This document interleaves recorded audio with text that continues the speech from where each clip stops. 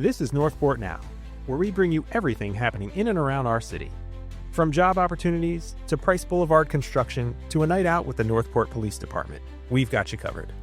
Here's what you need to know this week.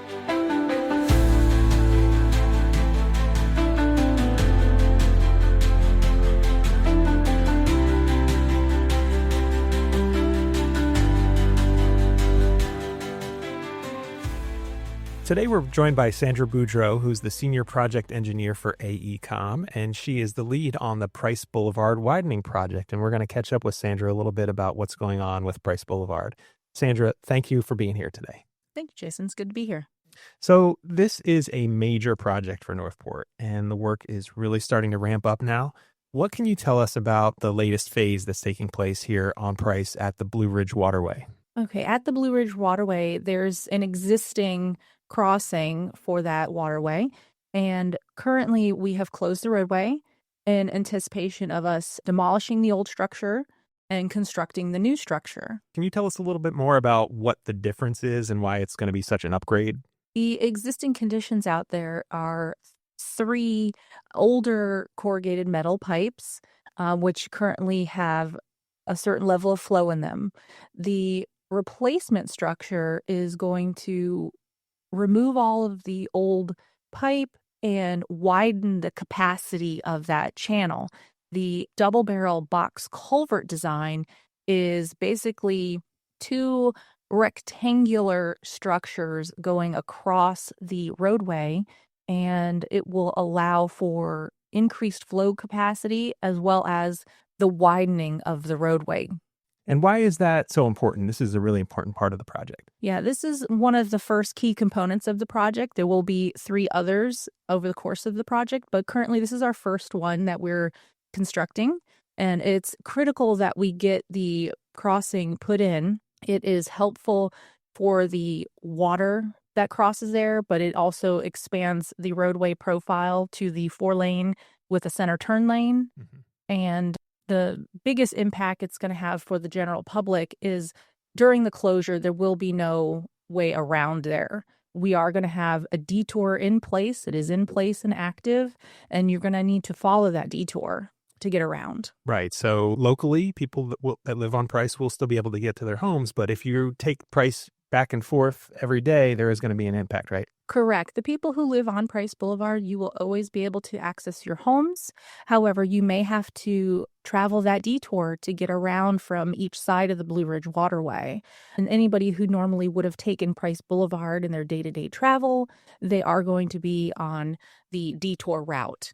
And you mentioned the detour. Just so we're clear, can you explain what the official detour is for people that are going to be driving through that area? Sure. Over the course of the next few months, the public is going to see the detour in place and active.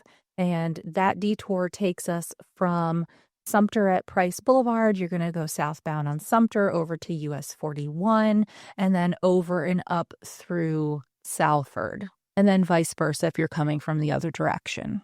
There's been a lot of talk about that, and there's been also a lot of conversation in the community about some of the private lots that were cleared recently as part of this project on Price Boulevard. Is that typical for a project like this? And for you guys, from a project standpoint, what are those lots going to be used for? Yeah, this is a very typical application for a project this size. So just so the public knows, a lot of materials get delivered to the project site. Those materials are drainage structures and other pipe materials for force main and water main.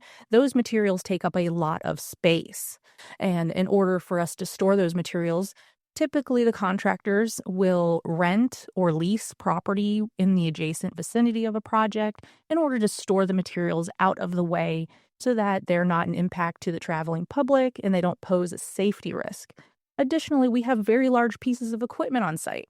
Those large pieces of equipment need to find a parking spot overnight so that, again, they're not a hindrance to the traveling public and don't pose a safety risk. Sure. We've seen some of the pipes already over there. It's some pretty big equipment that's being put in, so I get it. Sandra, whenever there's a large construction project like this, people are going to be impacted. We talked about the traffic, but especially the residents who live on Price and right around that area. How are you guys as a project team working with those residents and addressing the concerns that you've heard from them over the last few months? Yeah, so the city always anticipated the need for public outreach on this project. We're clearly in a residential corridor and clearly going to impact quite a number of people. So, in that anticipation, the city made sure that we have a public information officer on board. So, this person is dedicated to receiving the public's concerns, following up with maybe some alternate resolution to make sure that all of our residents are able to access their lots, they understand what's going on, and if they have any other specific concerns, we can work through those specifically with each and every resident. Sure. I know you've been doing a lot with their mailboxes, with deliveries. How are people handling the news as you guys have worked with them leading up to this project? Most of the people that we've had public outreach with, they want to be informed. And we are doing newsletters. Obviously, we're doing a lot of social media blasts, anything to get the information out to the general public, but also everybody on the corridor. And like you said, we had mailboxes. We've sent specific postcards to each of those residents so that they understand the process that is going to take place for the kiosks that were built for them.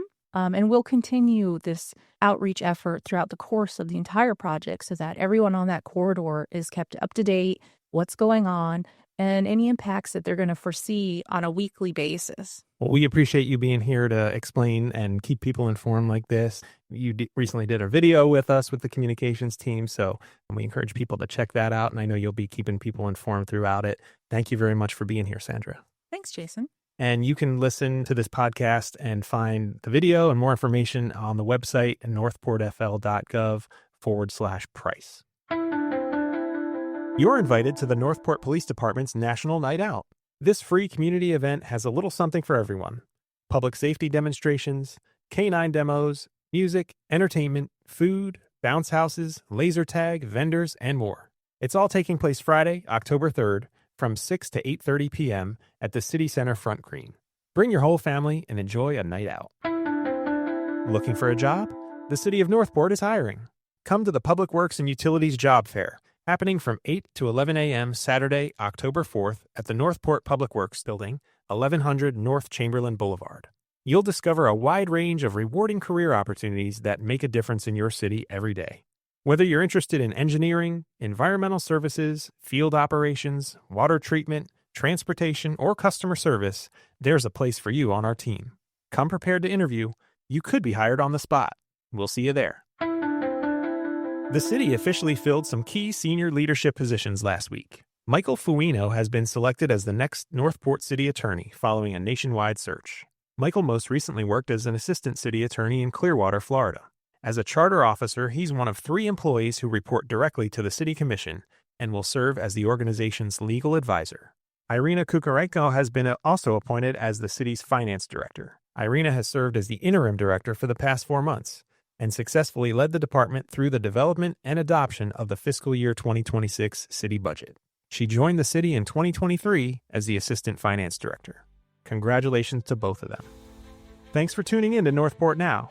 Be sure to check out the show notes for links and more details on everything we covered today. Have a great week, Northport, and don't forget to stay informed, stay engaged, and stay connected.